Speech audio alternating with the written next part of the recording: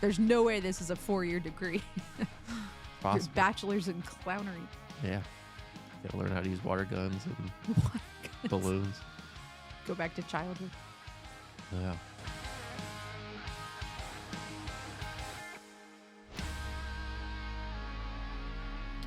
And welcome back, everyone. We're here again for another episode. Yes, we just keep coming back every week. Do the people want more and more of A Fine Podcast? I hope so. I hope so too, because we're really ready to talk about this next episode here. It's called A Plot for Nanny.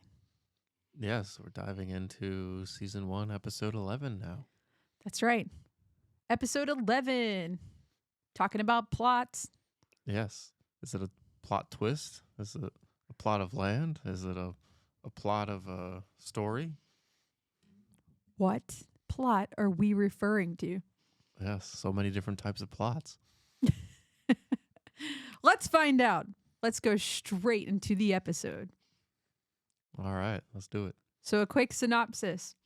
For her 30th birthday, Fran's mother gives her a cemetery plot as a gift to introduce her to an eligible funeral director.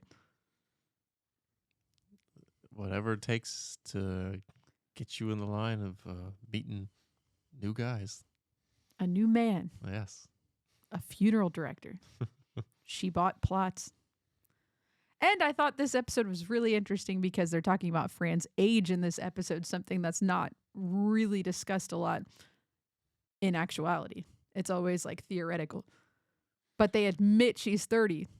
Right. And actually, I just had a thought. I think from the first episode, they talk about how she was 29. Yeah, so that's a Niles big was, joke, like, though. 29. And it was like, don't start with me, Niles. But he was like actually correct. So But it says that's it's what her I don't 30th. get at all, because I thought that was a joke. Like she's like clearly in her mid-30s or something. Right. Yeah. Now they brought it back to 30, unless they're lying about this age too, that she turned 30. Which she could be lying about, because on later episodes, they're all like, oh, her age has always been a mystery to us. Yeah, that's true. They're just trying to.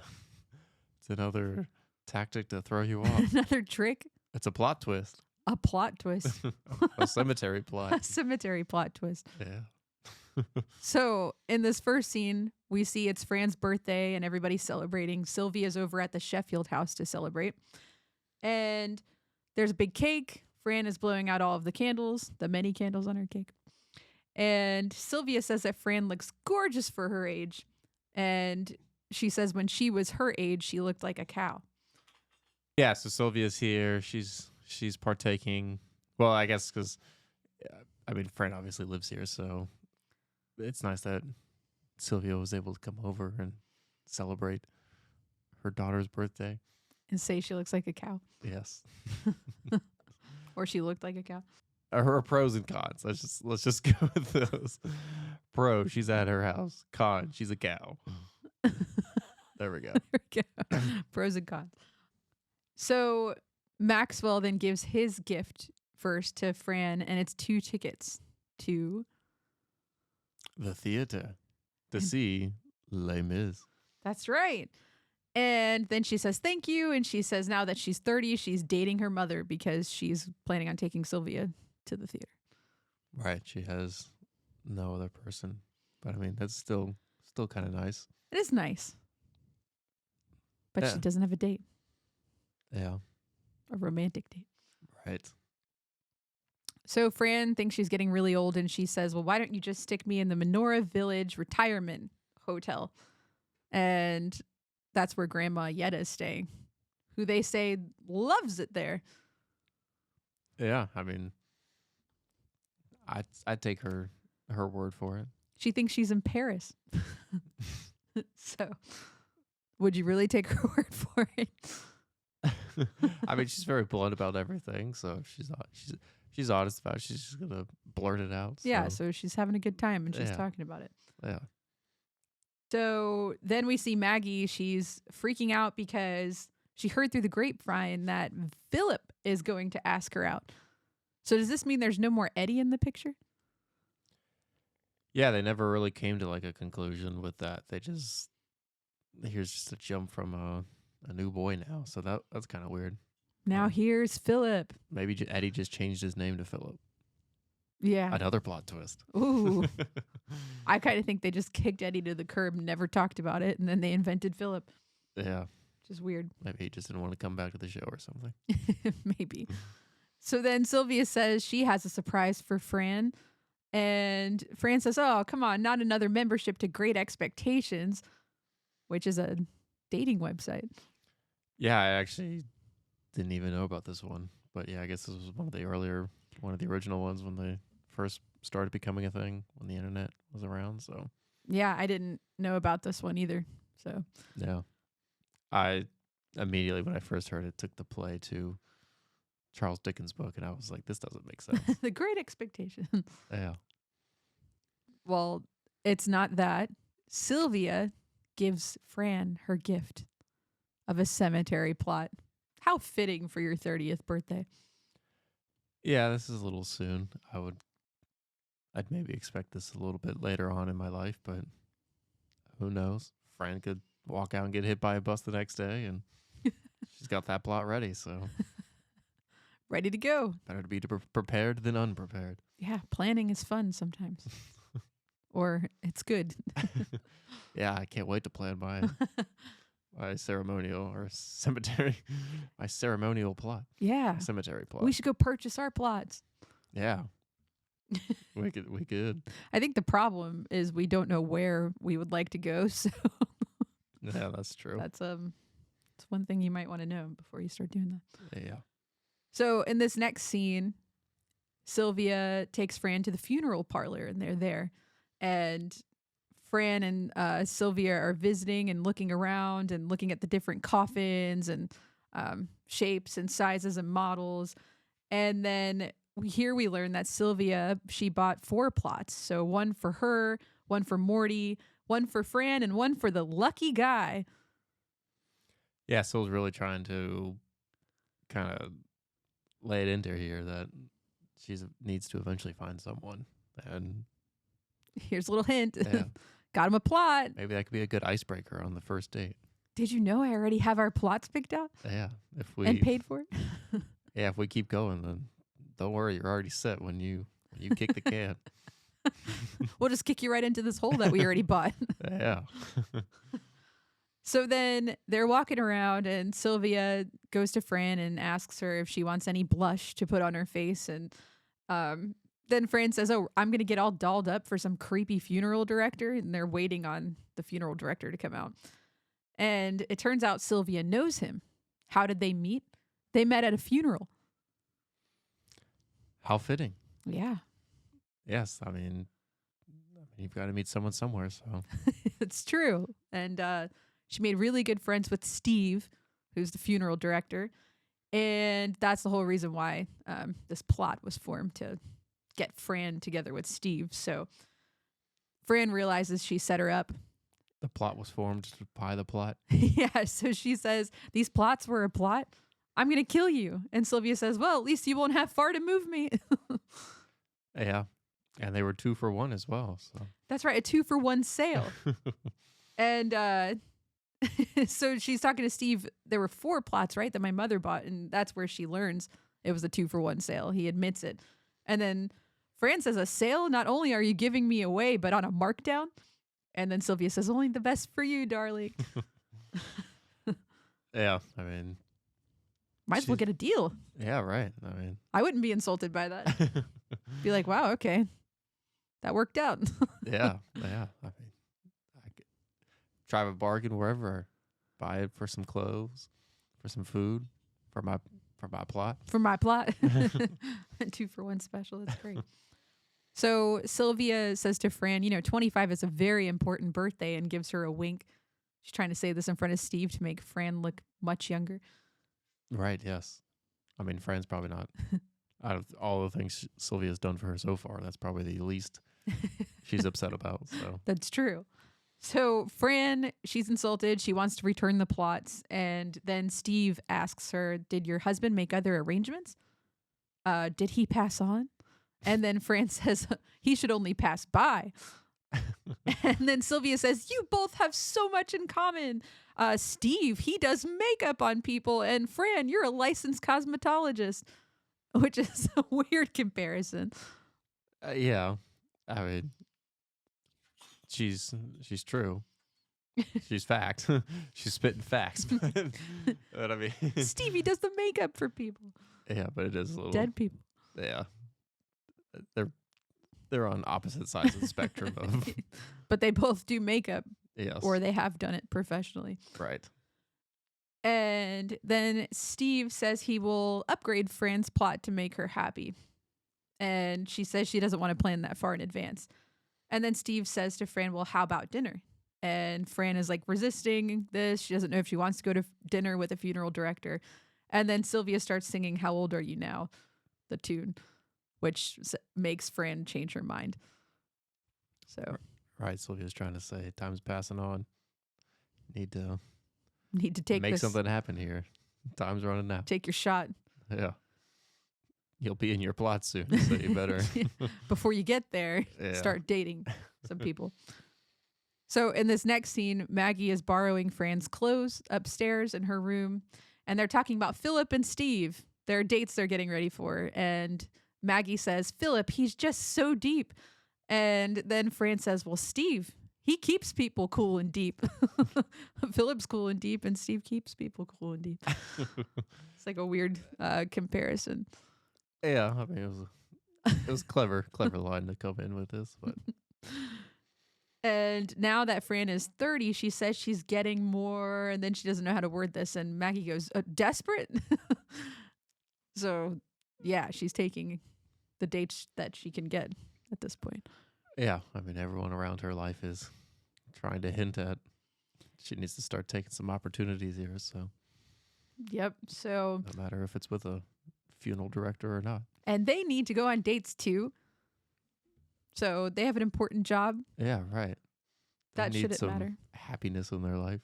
Can't be around all the sorrow all the time. Oh, and we'll definitely see how Steve wants to see some more happiness in his life soon. So Maggie's going to a coffee house for her first date with Philip, and she's wearing a beret. She's like dressed in that typical coffee house poet look. Yes. Very French. And Gracie really doesn't want Fran to go on her date because she says she has to read to her before her bedtime. And lucky for her, Fran actually recorded herself reading on a video recording. Yeah, I've got to say this was clever. I mean, I guess this was I don't know if she was actually off or maybe she asked to be off. If she actually was supposed to be working, but then she thought she could just videotape herself reading Gracie to sleep instead of actually having to be there so that she could go do this date. So it's pretty clever thinking here by Fran. I feel like this is a good finesse moment here. I would agree with that. Yeah.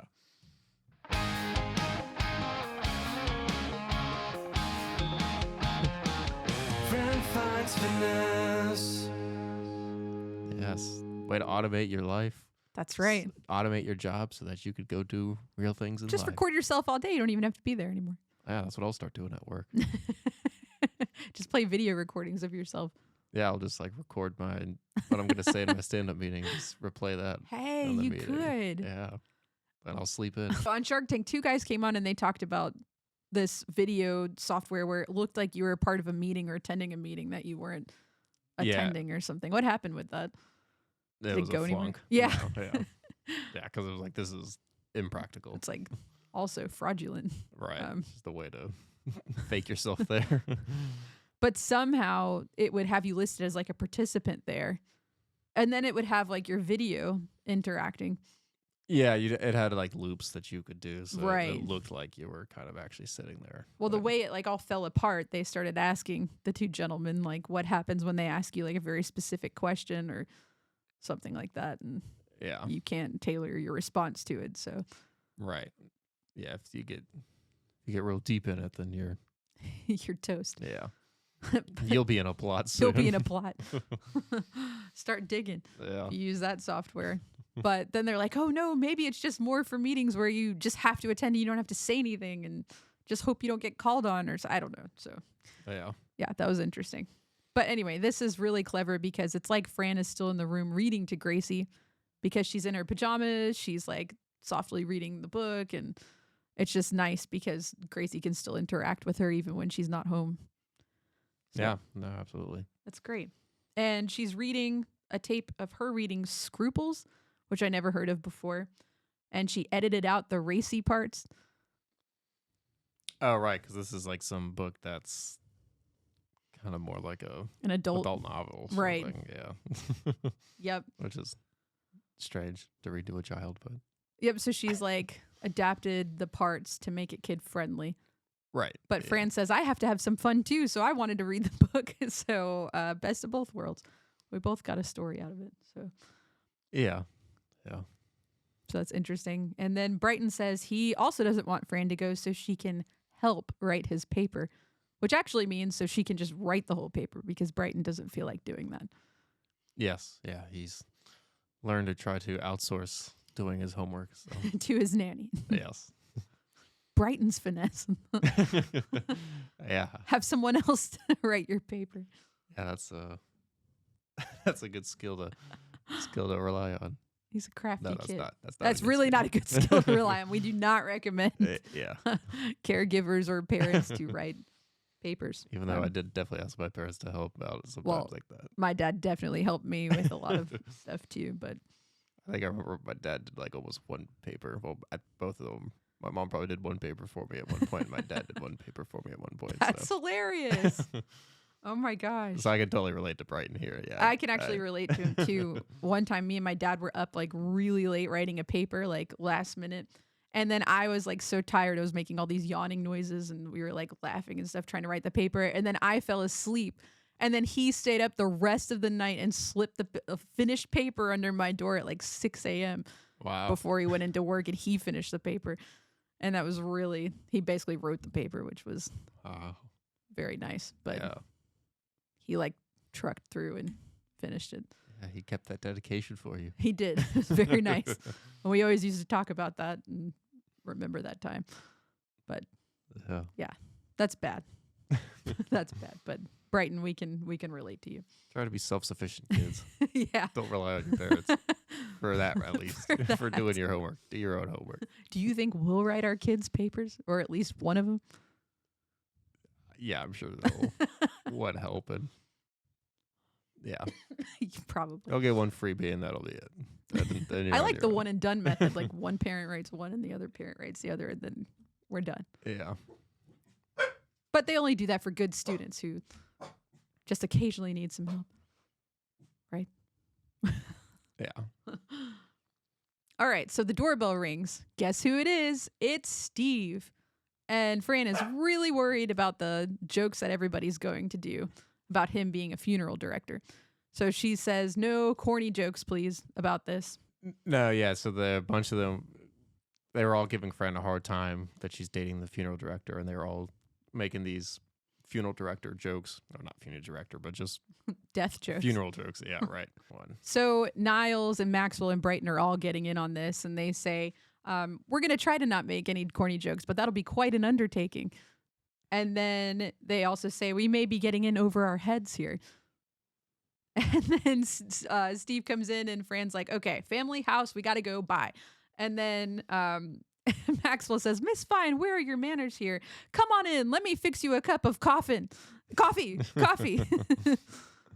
Yeah. So they're clearly having fun with this and really sticking it to her about this one. So They just like couldn't wait to like let loose with some of these jokes. yeah. But that one actually sounded like an accident. Like he's like, oh, okay, I'm trying to better myself. And then it sounded like almost like a slip up.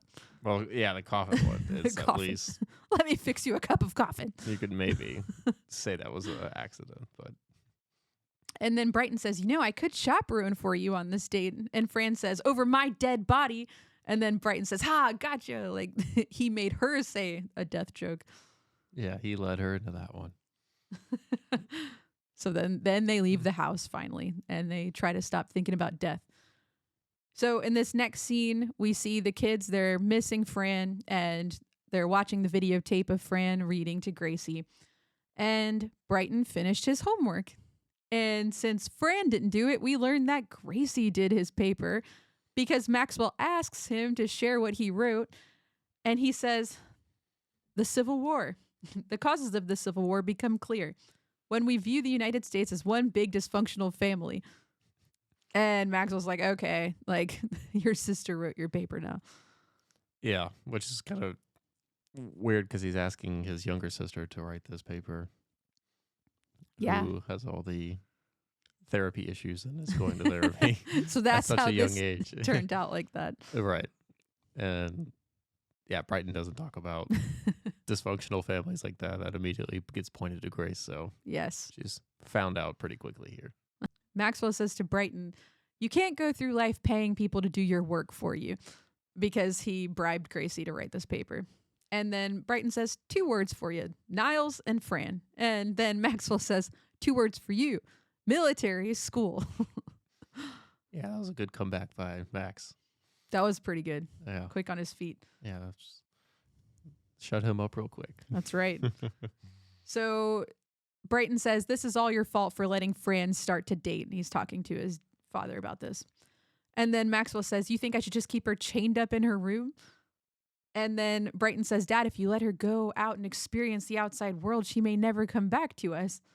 And then Maxwell says, well, you would actually miss her, wouldn't you?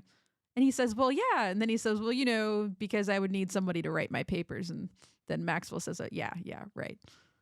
So we can see Brighton has strong feelings for Fran. Yeah, he's kind of opening up here, having a little sentimental moment here. So Yeah, which is nice. yeah. And then I think it also gets Maxwell thinking about how much he would miss Fran too if she were to leave. Yeah. Yes, for sure.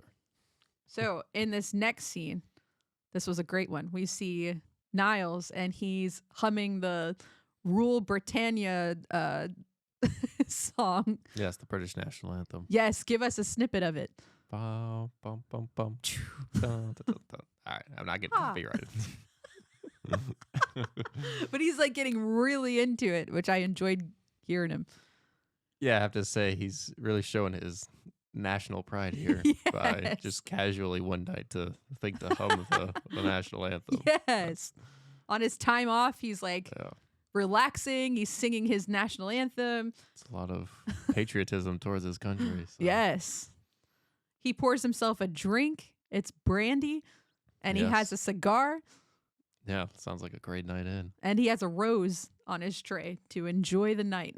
Yeah. Getting all the senses involved. Yeah. Yeah. So it's pretty nice. He's getting ready to relax. And then Maxwell comes in and he takes the cigar and the brandy from him and he starts reading the London Times, which is the paper that Niles spread out for himself to read. So he takes over. Yeah, it's real shit. Yeah. Max basically takes the paper, then he takes a sip of the brandy. And then I was like, well, here, just have the cigar as well. And then He's like, well, oh. thank you. Yeah. And then Niles lights it for him. So And so he my- yeah, basically here, this is where Max is very worried about Fran's date and hoping secretly that it doesn't go well. And he's just got that on his mind and he's trying to distract himself with anything. And so he latches on to Niles. Yes, he tends to do that. And now he can't help but barge in on Niles and his time off and his relaxing setting to just talk all about Fran here. He says, well, Miss Vine's date's going really well. Isn't it so quiet in this house? And then he says, you realize how much the children would miss her if she were to leave, if she were to actually leave. And Niles says, good God, man, it's just the first date. Yeah. He's a little frustrated with this whole thing. So he starts cracking a little He here. explodes a little bit. Yeah. And then Maxwell goes, yeah.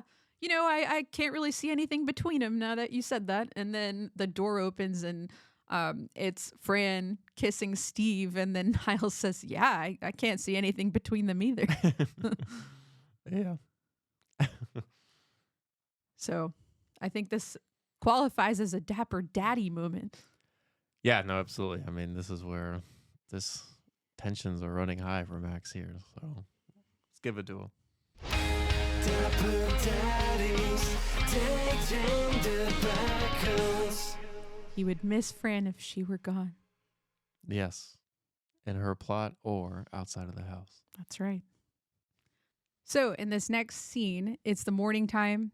Everyone's at breakfast. And Maggie, she's talking very theoretical. So she's saying, Philip is so intense. We spent hours discussing the nature of consciousness and whether or not something really exists, like this table. Is it really here? Or is it only here because we see it? And then she says, if we weren't here to see it, would it disappear? And what'd you think about this whole philosophy? Yeah, it's a little, I don't know, it's a little strange. I mean, they're really, she's trying to ask very, I guess, profound questions here at such a young age. But yeah, I guess it's some like filler stuff for the episode or something. It seems like it kind of comes out of like left field. I mean, that's her personality, but anyway. Yeah, so Philip is a unique guy, like already being so philosophical with everything. Yeah, so Max says here that there's love in the air because the girls seem to be kind of in a daydreaming state at breakfast here, and that he probably should give the birds and the bees talk, which Niles thinks or responds, I think you would have already done that, sir. And, Margaret is 14 now. Well, Miss Margaret is 14 now. And he's like, oh, no, not Maggie. I don't even say that. I'm talking about Miss Fine over here. And so... And then Niles says, I suspect she knows, sir. Yes, being at her age, Yeah. her 30th birthday age. So he's more talking about the rules of the house. So he says to Niles, and it's funny how he pins his back on Niles. He says, I want you, the senior member of my domestic staff, to make Miss Fine aware of the rules of the house. And he goes, well, you know what I'm talking about. And Niles says, spell it out for me, sir. And he says, no pets, no music, no boyfriends in her room. And then Niles says, oh, I understand completely. And then Maxwell says, good, well, you'll tell her. And he says, no bloody way. Yeah, because he's not going to get roped into this. This isn't his responsibility to lay down the rules. It's really not. Oh, yeah. No. He's a butler, and Maxwell's the boss, so yeah, the all up to employer him. should be responsible. laying that out. Yeah. So then Maxwell says, how very disobliging of you. Yeah. But he doesn't push it any further because he realizes it's his duty that he needs to do. Right. There's just, yeah. It's just a waste of time trying to coerce him into doing this. So. Yes. Cece comes in and says, good morning. And then she takes the breakfast plate that Niles made up for himself. And then she says, what? No barbs, no wise cracks to me? And then she says to Niles, have you been taking butler lessons? And then Niles says, I've been lulling you into a false sense of security. So. And then Cece says, where's Maxwell?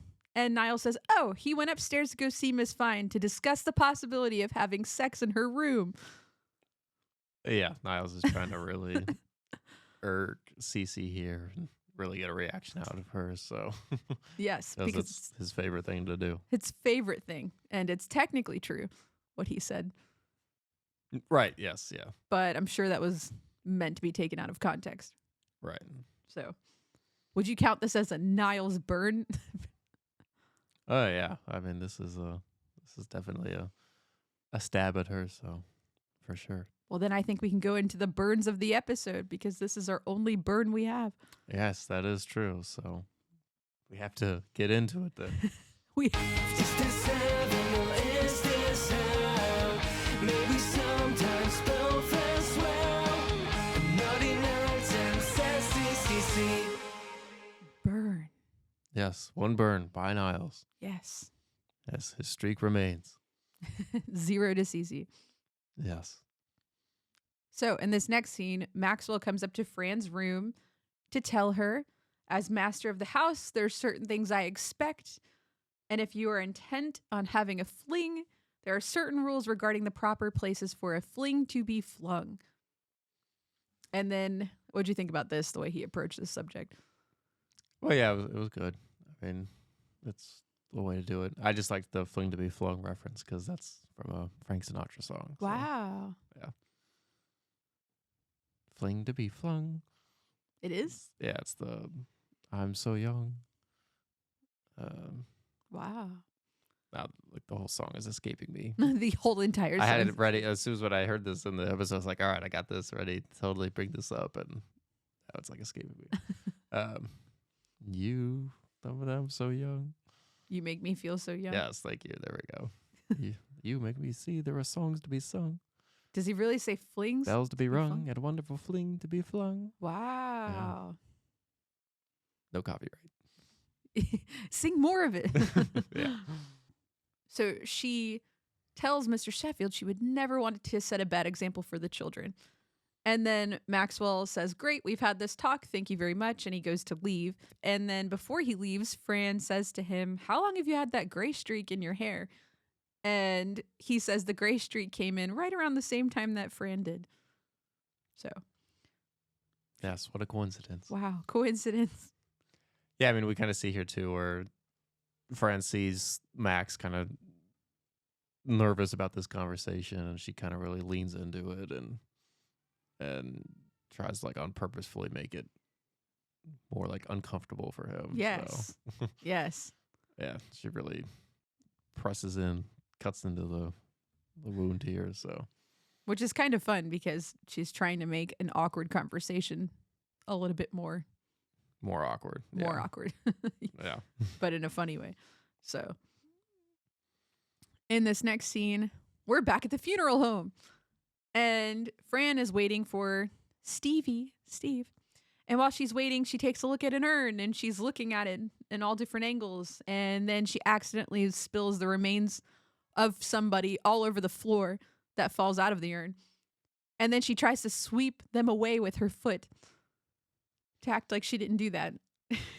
Yeah, which this is a little strange. I mean, why would, unless, I don't know. Maybe it was like somebody related to Steve he was keeping in his office, or That was in like the public viewing area. I know, like, that is kind of weird. That was like what was really weird about those was Maybe it was like newly shipped in ashes and he was like getting ready to organize them somewhere. Yeah. So anyway, she doesn't tell Steve. She just tries to sweep it on the carpet away. So Right. Yeah, she's just trying R.I.P. to cover it up. Yeah. Steve then comes in and he grabs Fran and he starts kissing her in the funeral home, which is just like a weird place to be kissing with somebody. And then they start talking about how Steve got into the business of being a funeral director. And he said, oh, it was something in the family.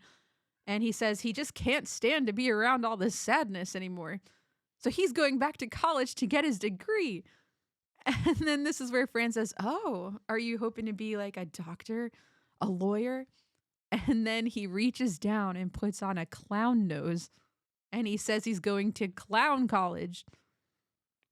Is that even a thing? I didn't even think to look that up, but I didn't look that up either, but I think they do call it like Clown University or something. oh wow. I don't know. That's quite the. Yeah, I mean, clearly this comes like out of left field. This This is not at a university though. It's like just the name of something, is of a training. an esteemed college has a degree for this. So. There's no way this is a 4-year degree. It's Your possible. bachelor's in clownery. Yeah, you got to learn how to use water guns and Water guns. balloons. Go back to childhood. Yeah. So then he also squirts water out of his flower on his jacket, and he starts trying to do balloon animals too. And he can't blow it up. He can't blow up the animal. And he's trying desperately bad. And Fran says, I really hope it's a 4-year college you're going to. It's going to take you a while. Yeah. It's a 4-year program. Maybe. She hopes it is. Right. Yeah. No. So in this next scene, Maggie is really upset with Philip. She caught him looking at a cheerleader.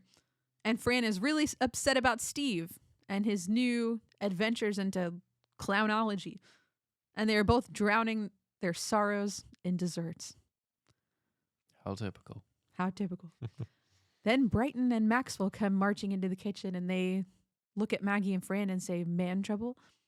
And then Philip calls for Maggie.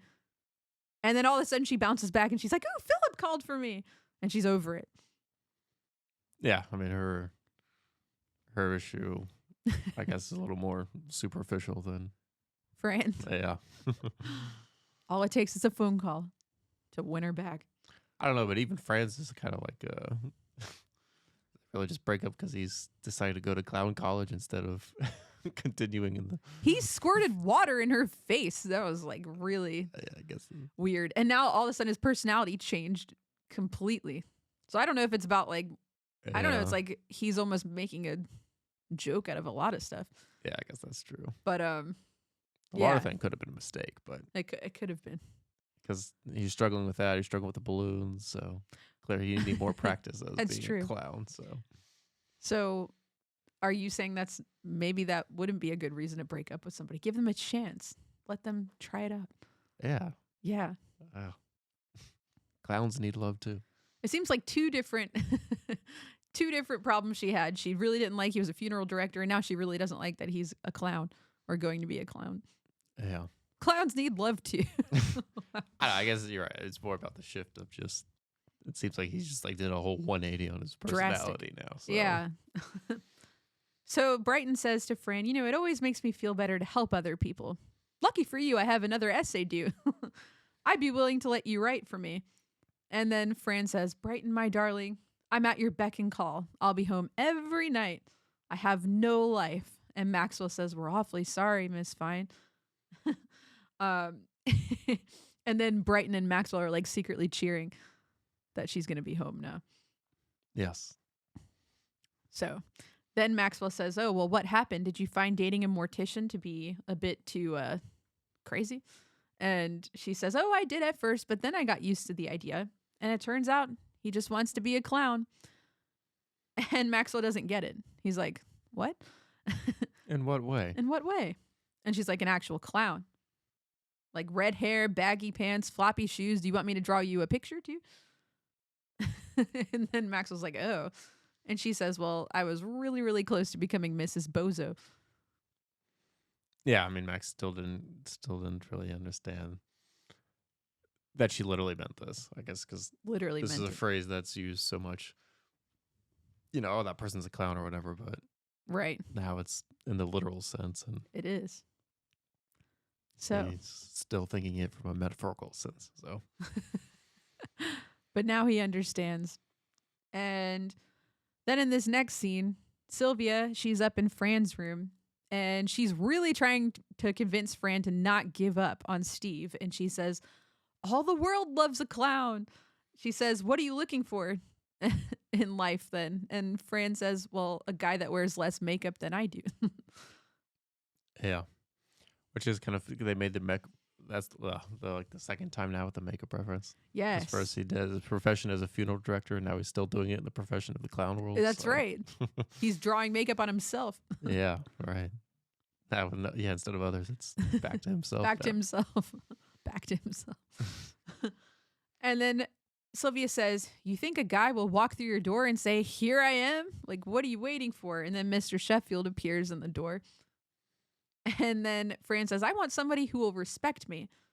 And then Maxwell asks Fran's opinion on his tie. And he says he values the opinion. And then they say, well, one day maybe that right person will come along. And then Sylvia says, open your eyes. Life just doesn't work like that. And then this is the end. But then we come back one more time and Sylvia is still trying to convince Fran of being together with Steve. Sylvia really wants Fran to get a move on and getting married. So anything she can do. And she says, Ronald McDonald has his own corporation now. She's coming up with all these different ways to convince her. Yeah, he could be a successful business guy in the clown world. That's Who right. knows? Also, I wanted to point out, I noticed in the background here, you see the Shades of the Orient box, Oh. which is the same one that she used in the very first episode when she was trying to just go door to door as the cosmetology. Yeah. I thought that was kind of an interesting, cool little prop they She keeps it. kept in the background. Yeah. Was it hanging up in her? It was on the closet door, like on the door Okay. handle. The box was on that. Maybe So, she still uses the makeup. I mean, yeah, I would probably figure. But it was just That is cool that they Yeah. kept that there.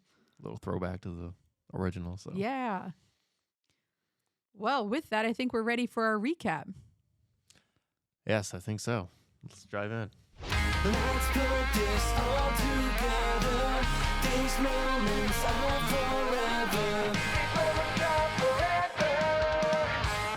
It's Fran's 30th birthday. Is it? That's the question. It's a question. Sylvia buys Fran a cemetery plot. The cemetery plot kind. Plot. Sylvia fixes Fran up with a funeral director. Are you interested? I can buy you a mausoleum 50% off. Maggie's dating Philip and goes out for coffee. What happened to Eddie? Now it's Philip. The funeral director now wants to be a clown. Going to clown college instead of directors of funerals. Sad to happy. Fran doesn't want to date him anymore. She's moving on to back to the nanny life. Doing homework. Maxwell, he's jealous, and the kids don't want Fran to date. Yes. All locked up in the house with no life. Max doesn't want Fran to have any boys in her room. Yes. No birds and bees. Fran stays single. Single and still ready to mingle. Sylvia is still pushing for her to reconsider dating a clown. Yes. She can still offer great deals and half price off balloons, maybe. And that's the end. That is the entire episode. Wow. Bada boom. Went out with a bang. Or like a balloon that loses the air. Like Yeah. that's how it ended, really. That's how it ended. Yeah. All the frills are gone now. It's gone. Yeah. Well, I really enjoyed that episode. I thought it was funny. Yeah, it was a fun take on the funeral director and Clown. playing with that. Yeah, playing with kind of opposite sides of the spectrum here. That's so. right. So, yeah, it was a good, funny dating scenario. So, Yeah. Yeah. We got a glimpse into Fran's birthday and possible real age. yeah. Yeah. We'll never know. We'll never know, though. Well, that concludes the end of the episode for us. So, That's it. it's time for us to deflate like that balloon and get out of here. That's right. So stay in touch with us, though. While we're deflating, we still would like to keep in touch with you. And we can't wait for the next episode. Yes, that's what we'll reinflate and we'll go on and keep on chugging along with the series. That's right. We'll see you guys later. See you next time. Bye. Ciao.